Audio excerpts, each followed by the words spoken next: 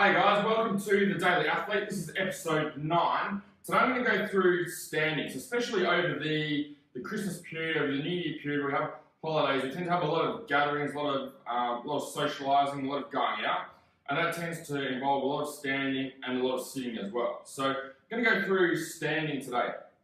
Now, a lot of people do get back pain from standing, and for standing for long periods of time, same as they do when they're sitting. And the reason for this is the core is not engaged while they're standing up. So when we're standing up, we'll find that people who are getting back pain, what happens is they go into what's called anterior pelvic tilt. So their pelvis, their hips are tilted forward. So they tilt forward. So what happens is when they're standing, they'll slowly go more and more into this curve shape.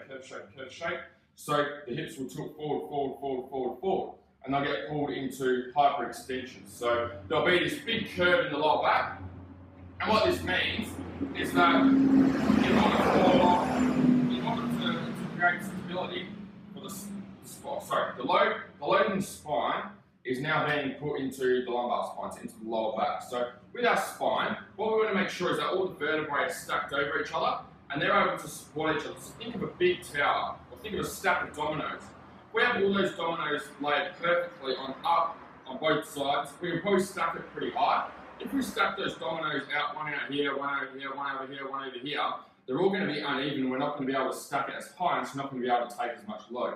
Same goes for our lower back. So this might not be an issue if you're only standing for a couple of minutes.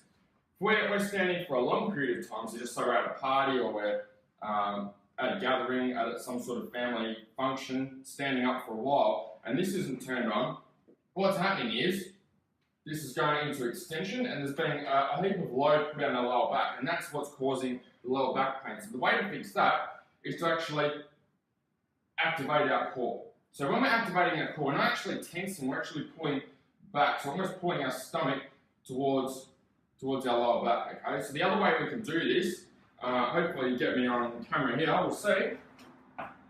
The other thing we can do, lay on your back.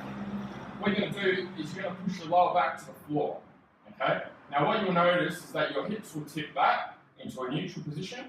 You'll also notice that your core will engage and tighten up, and that will also mean that your lower back and your spine is nice and straight. So when it's nice and straight, we're going to be relatively pain-free. We're going to take a lot of that pressure off the lower back. So we can work on standing the same way that we lay down on the floor with our lower back pushed to the floor. You'll notice a significant amount of load taking off your lower back, which is going to allow you to, one, be pain-free, and two, be able to train harder. So give that a crack next time you're out. Give it a crack on the weekend and see how you go.